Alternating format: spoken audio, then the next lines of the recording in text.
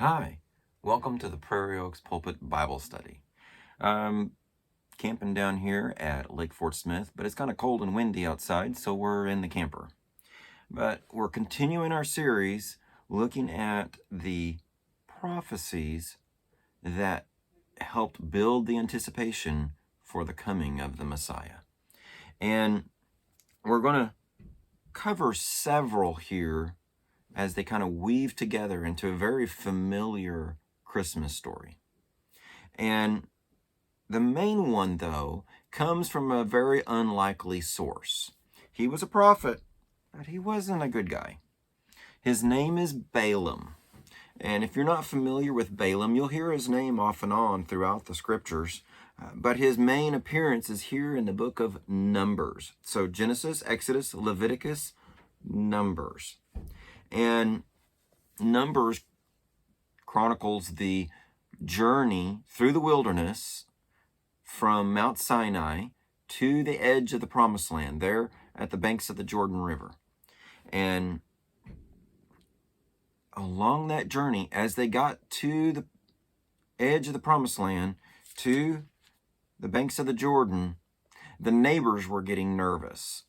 They didn't know that God had told them, the children of Israel, not to touch Edom or Moab or those places, that their land was given to them by God and not to be taken from them.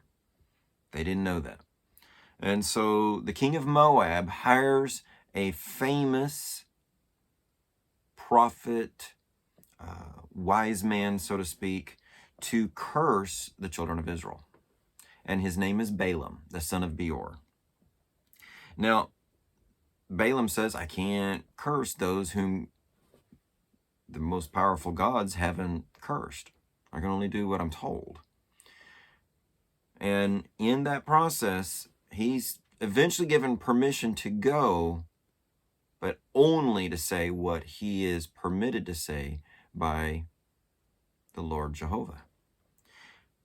And apparently he doesn't follow the rules, and he needs a reminder along the way. And it's a famous story in which the donkey is more perceptive and more eloquent at speaking what God commands it than the human. And the donkey rebukes the prophet. And so, chastened by the donkey and by the Lord, through the angel of the Lord, Balaam goes. And Balaam is offered this extravagant amount of money by the king of Moab to curse them. And so they go and make their sacrifices. He goes up. He's hoping to get a curse from God. And instead, he gets a blessing for the children of Israel. And he delivers it. And this happens 2 times. And on the 3rd time, now he's not even going through the rituals anymore. God is just going to speak right through Balaam to give these blessings to his people. And of course, the king of Moab is furious at this turn of events. And so now we get to Numbers chapter 24. Interesting that all of this is going on, and Moses nor the children of Israel even have any role in what is going on here, which may be for the best. But we're told in Numbers 24, verse 15, so he took up his oracle and said, the utterance of Balaam, the son of Beor, and the utterance of the man whose eyes are open, the utterance of him who hears the words of God and has the knowledge of the Most High, who sees the vision of the Almighty, who falls down with eyes wide open. And this is what he saw. I see him, but not now. I behold him, but not near. A star shall come out of Jacob, a scepter shall arise out of Israel, and batter the brow of Moab, and destroy the sons of tumult. And Edom shall be a possession, Seir also his enemies shall be a possession, while Israel does valiantly. Out of Jacob one shall have dominion, and destroy the remains of the city. But the Lord gives this vision to Balaam to deliver to, as a Gentile, to Gentiles. This is what's coming. It's not immediate, it's still distant. But a star shall arise out of Jacob, and a scepter like a king's staff, it shall rise out of Israel. And all these nations that have tried to curse Israel will receive the curse themselves. As Balaam had reminded them earlier in this, God will bless those who bless his people, and he will curse those who curse his people. And so they will be defeated. And this one who will arise out of Jacob, he will have dominion over all of his enemies, to the very remnants of it. This is an interesting prophecy. It foretells of a star. It compares him to a star. And it compares this scepter, which this isn't the first time the children of Israel have heard of a scepter, because before Jacob died, he told his sons, before they were full tribes, told his sons that out of Judah a scepter would come. That's really worth looking at. It's in Genesis 49, if you want to turn there with me. The scepter shall not depart from Judah, nor a lawgiver from between his feet, until Shiloh comes, and to him shall be the obedience of the people. But Judah is going to produce the lawgiver. The king's staff will be there. It will be there until the one whose name means peace or tranquility comes. The Prince of Peace? Maybe. And to him shall be the gathering or the obedience of the people. They will gather to obey him. And of the people, not just Israel, but beyond that even. And that's what Balaam is getting at here, because this is the significance of this prophecy coming from Balaam, is the fact that it's coming from Balaam. Balaam isn't a true prophet of the one true God. He's more of a mercenary prophet for hire. He'll work for whoever he can, whoever pays him the most. But all of a sudden, his words, which are going to be recorded because he's so famous, are now speaking what he doesn't intend to be said, but is going to be passed along about this star that will arise. And it will be for this king who's going to conquer everything. And that's going to have echoes going forward.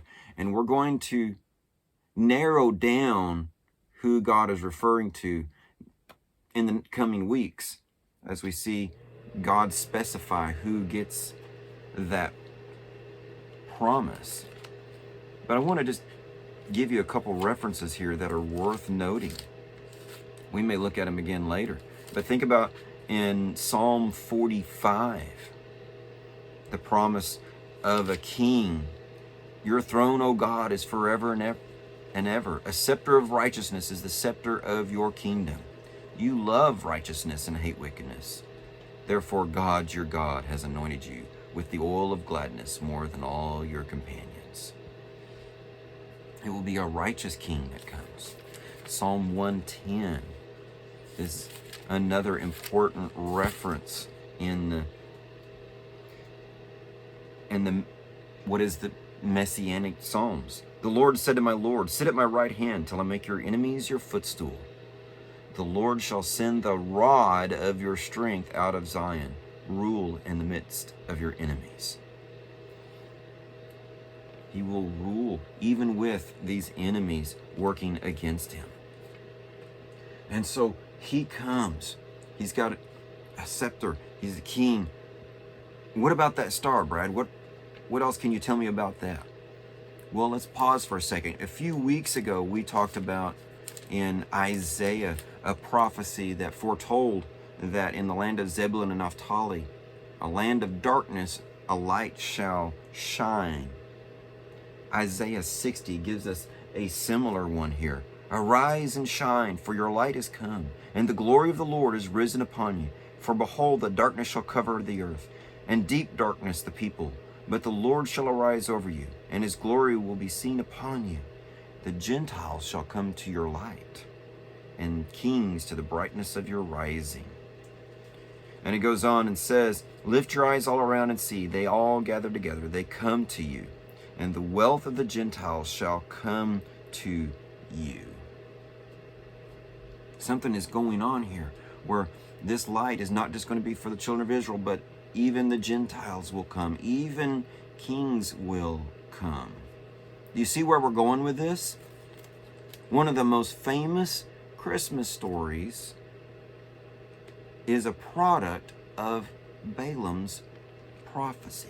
Because the children of Israel never forgot it, but apparently neither did the Gentiles. Because let's look in Matthew chapter 2 for just a minute. Now after Jesus was born in Bethlehem of Judea in the days of Herod the king, behold, wise men from the east came to Jerusalem, saying, Where is he who has been born King of the Jews? For we have seen his star in the east, and have come to worship him. These wise men, they were the similar equivalent to who Balaam would have been in his time.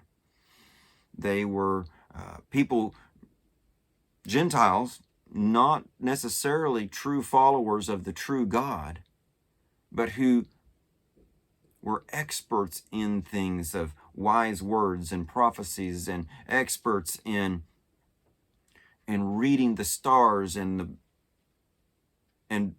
foretelling what they thought was going to happen because of those things. And it was considered real science at that time, which may give us a perspective on real science in our time.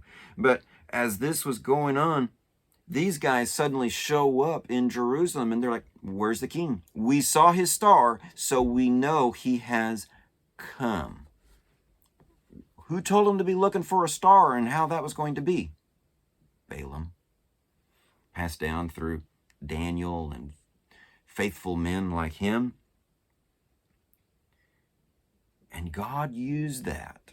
And we know this is not just them making things up, because look what happens in verse 9 of chapter 2 of Matthew.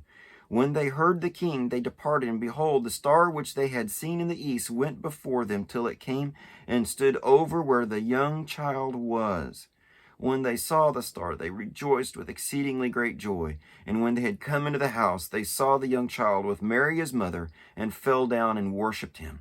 And when they had opened their treasures, they presented gifts to him, gold, frankincense, and myrrh. Then, being divinely warned in a dream that they should not return to Herod, they departed for their own country another way.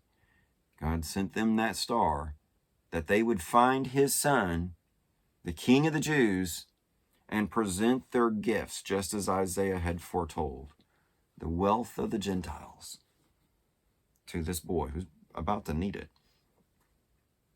But his star, the king, the scepter.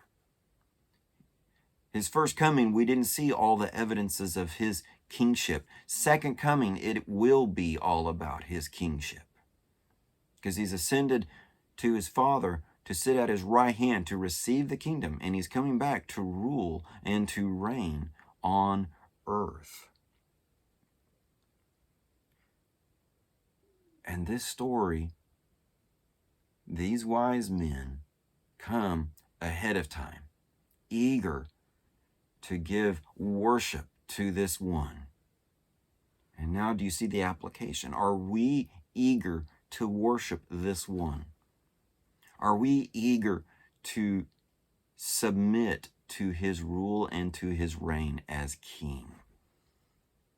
Because he is king, King of kings and Lord of lords. We use that title almost too much to understand what it means, but that he is the king over all other kings. The president is a nobody. He answers to this king. The premier, the prime minister, they're nobodies. They answer to this king. They are going to answer to this king because he is over all of them. They will answer for their actions and their schemes. And so do we hurry now to worship and bow the knee to him? Now, what about Balaam? Was Balaam converted at this? Regrettably, no. We're told that his love of money superseded his love for God. That even knowing what he knew, that this king was going to rule over all the nations, he still rebelled and sought to align himself. And so that when the enemies of God were counted, he there among them. And he died, slain in battle, because of the wickedness, the wicked scheme he gave to the sons of Moab and the sons of Midian to tempt Israel to sin, to bring a plague upon them. Because he knew that God was holy and righteous and that humans are not that way. And so we need to beware of false prophets exploiting our tendency for sin, our sexual immorality, our greed, utilizing their own greed to cause harm to others. And so we need to be wary. Peter tells us that. Jude tells us that. And he's mentioned again in Revelation. Balaam is the arch pattern for that false prophet, the prophet for hire. And that's a warning to those on this side of the camera as well as those on the other side. Instead, let us worship this King as the wise men, the truly wise men from the East did. Worshiping him, bringing our gifts, bringing our abilities, our resources for God's work and for God's kingdom. His will be done. His kingdom come. So let us rejoice. The King is coming again. And we know what is coming because we've been told. God bless. God keep you. We'll hopefully see you next week.